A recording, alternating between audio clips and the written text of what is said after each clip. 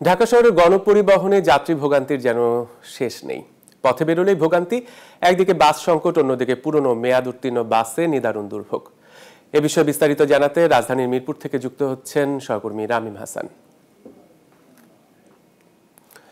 রামিম, এই গণপরিবহনের দুর্ভোগ নিয়ে রাজধানীবাসী কি বলছেন?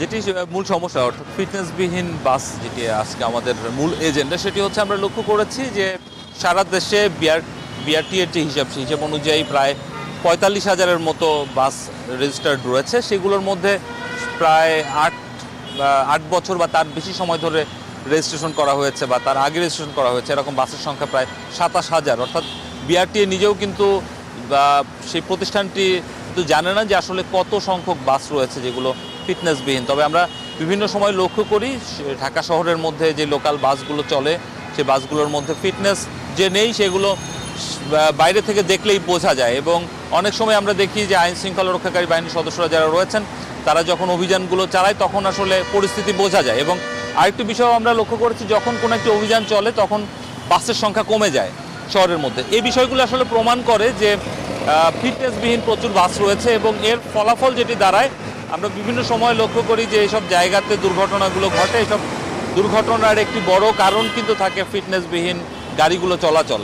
অনেক সময় ব্রেক ফেল করে এবং বাসগুলো যে রাস্তা দিয়ে চলে সেগুলো যখন মোড় ঘুরতে যায়, যে পরিপূর্ণ যে ব্যালেন্স সেটি থাকে না, তখনই দেখা যায় সংঘর্ষের ঘটনাগুলো ঘটে। এবং সাধারণ মানুষ আসলে, আপনি জানেন যে ঢাকা শহরে গণপরিবহনের সংখ্যাই অনেক কম। গতকাল আমরা যে বিষয়গুলো নিয়ে কথা বলার চেষ্টা করেছিলাম, মানুষের তুলনায় গণপরিবহনের সংখ্যা কম হওয়ার কারণে মানুষ ঝুঁকি নিয়েই কিন্তু সেসব বাসে উঠছে। আরেকটি বিষয় বিশেষজ্ঞরা যেটি বলেন, সেটি মূল বিষয় যেটি তারা বলে থাকেন এই সমস্যার মূল কারণ, সেটি হচ্ছে বিশেষ করে সেবাধর্মী যেই প্রতিষ্ঠানগুলো রয়েছে বা সেবাধর্মী যেই বিষয়গুলো রয়েছে, সেসব জায়গাতে সরকারি পৃষ্ঠপোষকতা বা সরকারি যেই পরিবহনগুলো বা সরকারি যে সংস্থাগুলো, সেগুলোর আধিক্য বা সেগুলোর বেশি থাকা দরকার।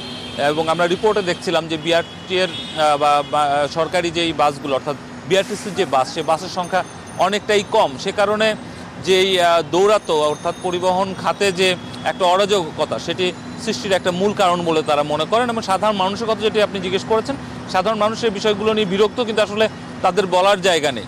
তারা চান যে পরিবহন খাতে একটা শৃঙ্খলা ফিরুক এবং ঢাকা শহরে যানজট থেকে শুরু করে পরিবহন নিয়ে যে সাধারণ মানুষের সংকট, সেই সংকট যাতে কমে আসে। আজকে সারাদিনই আমরা এসব বিষয় নিয়ে কথা বলবো। এখন পর্যন্ত এই ছিল আমার কাছে, আবারও যুক্ত হব বেলা ১২টায়। জিনি ভাই, আপনাকে অসংখ্য ধন্যবাদ আমাদের সাথে যুক্ত হওয়ার জন্য। আশা করছি পরবর্তীতে আমরা আপনার কাছ থেকে আরো বিস্তারিত জানতে পারবো। দর্শক, রাজধানীর মিরপুর থেকে গণপরিবহনে যাত্রী ভোগান্তির কথা জানাচ্ছিলেন সহকর্মী রামিম হাসান।